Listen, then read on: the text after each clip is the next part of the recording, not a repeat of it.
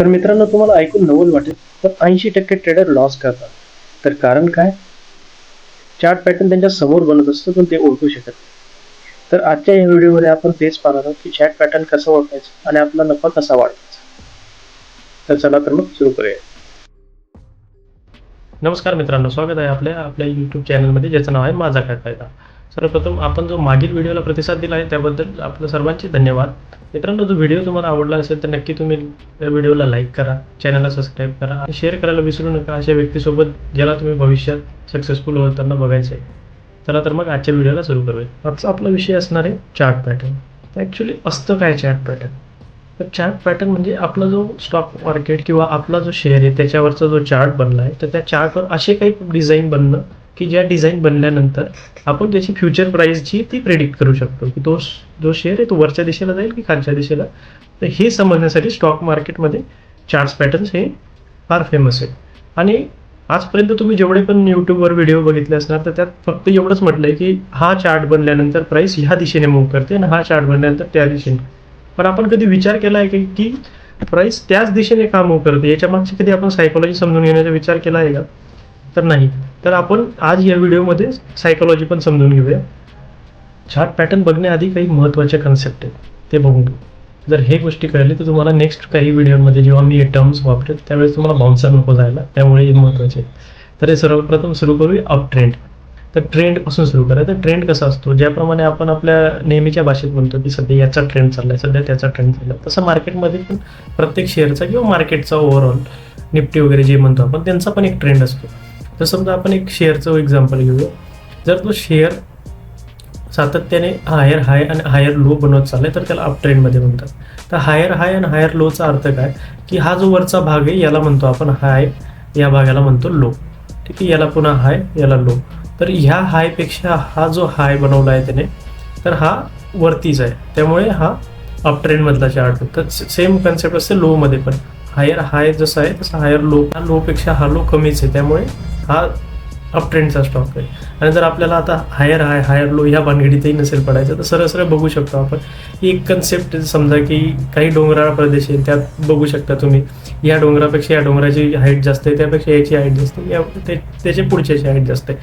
किंवा आपल्या साध्या डोळ्यांनाही दिसते की जर चार्ट अशा वेव्ह फॉर्ममध्ये वर जातोय तर तो अप ट्रेंडच आहे. सेम त्याच्या एक्झॅक्ट अपोजिट विचार केला तो असतो डाऊन ट्रेंड. डाऊन ट्रेंडमध्ये काय असतं की जी किंमत आहे ती कमी कमी होत जाते, जो लोअर हाय आणि लोअर लो बनवतो. तर ह्या हायपेक्षा ह्या हायची किंमत कमी असेल आणि ह्या लोपेक्षा या लोची किंमत नक्कीच कमी असेल. म्हणजे सेम आपलं तेच डोंगराळ प्रदेशात उदाहरण घेऊ शकता तुम्ही. जर कधी उलट्या साईडने बघितलं की काही उंच हाईटचे डोंगर असते त्यापेक्षा कमी कमी हाईटचे, तर ती कमी कमी वेव्ह होत जाते, तर याला म्हणतो आपण डाऊन ट्रेंड. सेम आपण चार्टवर पण बघू शकतो. जर प्राईस अशा प्रकारे खाली येत असेल तर याला म्हणतो डाऊन ट्रेंड.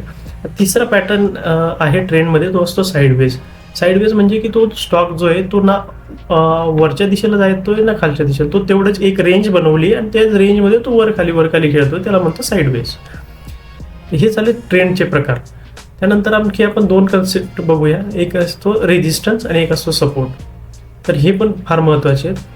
तर सुरुवात करूया आपण सपोर्टपासून. सपोर्ट म्हणजे काय? त्याचं नावच दर्शवतो. जसं आपण म्हणतो की मला हा व्यक्ती सपोर्ट करतो किंवा तो व्यक्ती सपोर्ट करतो, तसं प्रत्येक चार्टलाही ना किंवा त्याची जी प्राईस आहे त्याला लोक सपोर्ट करतात. की सपोर्टचा अर्थ काय ना, की त्या प्राईसला येऊन जर शेअरची किंमत कमी पण होत असेल ना, तर कमी होतो त्या प्राईसला येते आणि तिथे थांबते आणि तिथून पुन्हा वाढायला सुरू होते. तर त्याला त्या एक प्रकारचा त्या चार्टला किंवा त्या प्राईसला तिथे एक सपोर्ट मिळाला की त्याच्यानंतर त्याला बायर मिळाले आणि ती किंमत वर गेली, तर त्याला म्हणतो आपण सपोर्ट. सपोर्ट म्हणजे की त्या चार्टची जी खालची लाईन असते की ज्यावर सपोर्ट घेऊन तो वर खाली किंवा कुठल्याही दिशेला जात असतो. त्याप्रमाणे पुढचा असतो तो एक रेजिस्टन्स. तर समजा आपला चार्टची प्राईस वाढते, एक सर्टन पॉईंटला जाते, तिथून परत येते, नेक्स्ट टाइम पुन्हा तिथे गेली, पुन्हा तिथे तो आडला, पुन्हा खाली आली, पुन्हा वर गेला, किंवा असं ज्यावेळेस होत जातं त्यावेळेस आपण तिथे एक इमॅजिनरी लाईन ड्रॉ करतो आणि त्याला म्हणतो की रेजिस्टन्स.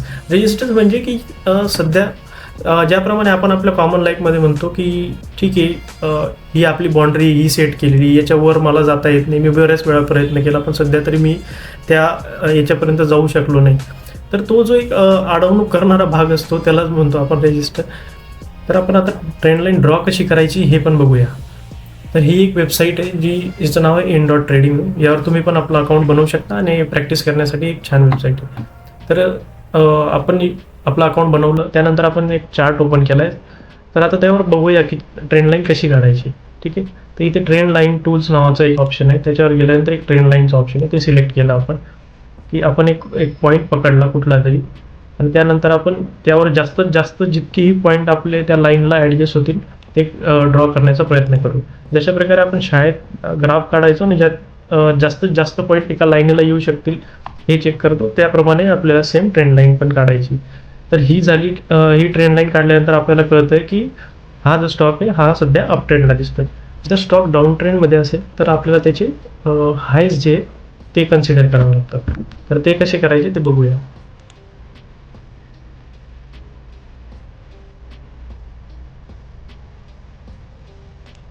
ठीक आहे, हे अशा प्रकारे आपण एक डाऊन ट्रेंडमध्ये असणाऱ्या स्टॉकला पण एक ट्रेंड लाईन ड्रॉ केली.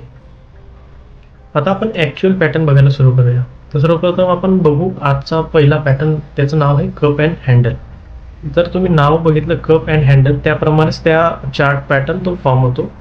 जर तुम्ही हा शेप बघितला तर हा कपचा शेप असतो आणि हा असा एक हलकासा एक त्याच्या हँडलचा शेप असतो.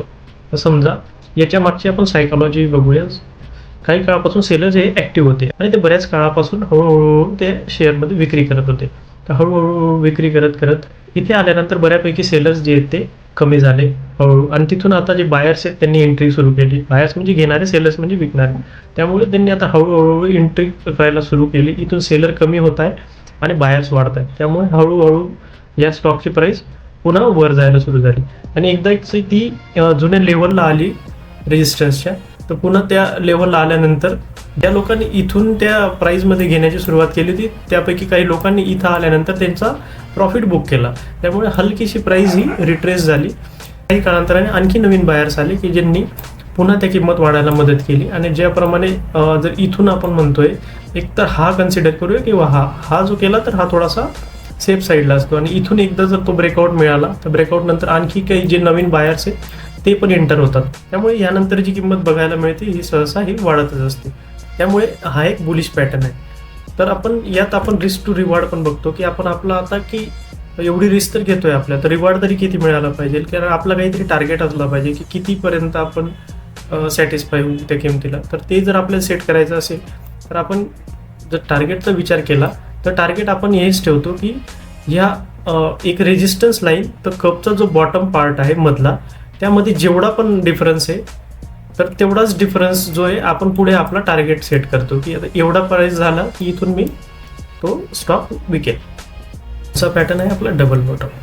शेअरची किंमत समजा कमी होते, ती कमी होता होता एक पॉईंटपर्यंत आली आणि ह्या पॉईंटला येऊन ती पुन्हा बायर्स ॲक्टिवेट झाल्यामुळे वाढायला सुरुवात झाली. तर ती हलकीशी प्राईस वर गेली, तर सेलर पुन्हा ॲक्टिवेट झाले आणि त्यांनी पुन्हा प्राईस खाली आणायला सुरुवात केली. तर प्राईस मागच्या सपोर्ट लेवलपर्यंत आली, पण आपण हे बघतोय की आता सेलर्स हे या प्राईसला पुन्हा याच्या खाली घेऊन जाण्यासाठी समर्थ नाही आहेत.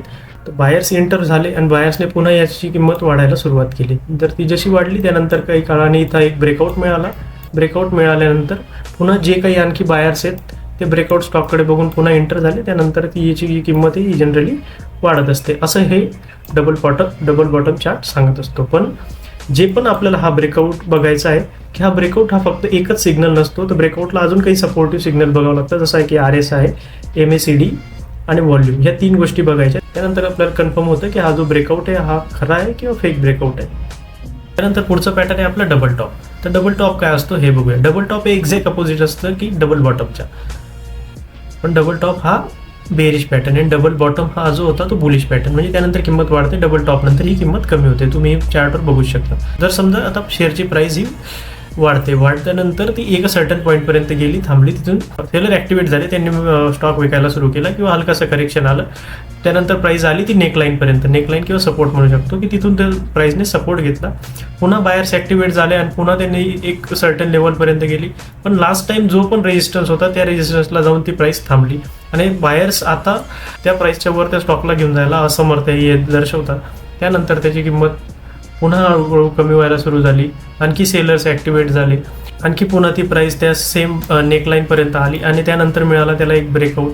त्या ब्रेकआउट मिळाल्यानंतर जे ऑलरेडी आधीचे जे बायर्स होते त्यांचाही कॉन्फिडन्स लूज झाला, त्यांनीही तो स्टॉक विकायला सुरू केला आणि किंवा सेलर जे होते आधी त्यांना जो कॉन्फिडन्स होता त्या कॉन्फिडन्समध्ये ते बूस्ट झाले की ते आता ह्या नेकलाईनला ब्रेक करण्यात समर्थ झाला. याचा अर्थ की आता ते आणखी प्राइस खाली घेऊन जायला मदत करू शकतात. त्यामुळे जे आधीचे बायर्स होते त्यांनी तर स्टॉक विकला, पण आधीचे जे सेलर्स होते त्यांनी आणखी जास्त क्वांटिटीने सेल करायला सुरू केलं. त्यामुळे ही जी प्राइस आहे जनरली खाली जायला सुरू होते. आता थोड्या वेळा आधीच मी एक शब्द वापरला RSI. तर RSI ॲक्च्युली आहे काय त्याबद्दल जाणून घेऊ. RSI हा एक महत्त्वाचा इंडिकेटर आहे जो आपल्याला मोमेंटम दर्शवतो. तर RSIचा फुल फॉर्म काय असतो, तो रिलेटिव्ह स्ट्रेंथ इंडेक्स. तर हा त्या स्टॉकचा जो वेग आहे तो दाखवण्याचा प्रयत्न करतो. वेग अँड मोमेंटम कुठल्या साईडला कसा मूव्ह होऊ शकतो हे आपण RSIला बघून एक अंदाज लावू शकतो.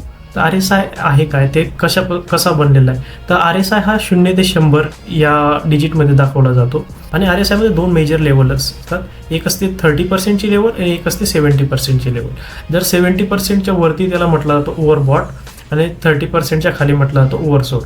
तो ओव्हरबॉट म्हणजे काय की खूप जास्त लोकांनी आता या शेअरमध्ये इन्व्हेस्टमेंट केलेली आहे किंवा जास्त लोकांनी आज शेअर घेतलेला आहे. तर त्यामुळे त्यात हलकासा करेक्शन येऊ शकतो. तर त्यामुळे ज्या पण वेळेस स्टॉकची किंमत 70च्या वरती जायला सुरू होते तर ती जाऊन सर्टन एका पॉईंटपर्यंत गेल्यानंतर पुन्हा ती तिथून खाली यायला सुरू होते. आणि ज्या पण वेळेस स्टॉकची किंमत 30 किंवा 30च्या खाली असते तर त्यानंतर ती किंमत जनरली ही नंतर वाढायला सुरू होते. महत्त्वाचा इंडिकेटर जो आपण बघणार आहे त्याचं नाव आहे MACD. MACDचा full form moving average convergence and divergence. तर आधीचा जो होता RSI तो मोमेंटम दर्शवायचा. MACD जो आहे तो मोमेंटम प्लस ट्रेंड दर्शवतो. ट्रेंड म्हणजे आताच आपण शिकलोय की अप ट्रेंड, डाऊन ट्रेंड किंवा कुठल्या दिशेने आपला ट्रेंड जाऊ शकतो तो. तर आपण MACDला पण डिटेलमध्ये बघूया. तर आपण MACDचा चार्ट झूम करतोय, त्यात आपण बघूया की काय असतं. तर यात तुम्ही बघू शकता की 2 लाईनी, एक ब्लू कलरची एक ऑरेंज कलरची आणि मागे काहीतरी एक चार्ट पॅटर्न दिसत आहे. तर जे मागे जे तुम्हाला असे एक डोंगरसारखे बनलेले दिसत आहे रेड आणि ग्रीन कलरचे, त्यांना म्हणतो आपण हिस्टोग्राम. आणि हिस्टोग्राम काय दर्शवतो, तो ह्या 2 लाईनींमधलं फरक दर्शवत असतो. तर आता तुम्हाला प्रश्न पडला असेल ॲक्च्युली या 2 लाईनी आहेत तरी काय. या 2 लाईनी आहेत. एक त्यातली आहे एक MACD लाईन आणि दुसरी एक सिग्नल लाईन. ठीक आहे. जी ब्लू कलरची ती MACD लाईन आणि रेड कलरची जी किंवा ऑरेंज कलरची जी ती सिग्नल लाईन असते. तर ज्या पण वेळेस ब्लू कलरची लाईन म्हणजे MACD लाईन सिग्नल लाईनला खालून कट करते किंवा ती वरच्या दिशेला जाण्यास सुरू होते, त्यामुळे खालून कट मिळतो. तर याला एक बाईंग सिग्नल म्हटलं जातं किंवा बुलिश ट्रेंड येऊ शकतो हे याच्यातून दर्शवलं जातं. ज्यावेळेस ब्लू लाईन म्हणजे MACD लाईन जी सिग्नल लाईन ऑरेंज कलरला वरून खाली कट करते तर त्याला एक सेल सिग्नल मानला जातो. तर आतापर्यंत आपण जे बघितलं त्याचं आता आपण एक्झाम्पल बघूया. वेळ कमी असल्याने आपण आज फक्त एकच पॅटर्नचं एक्झाम्पल बघूया.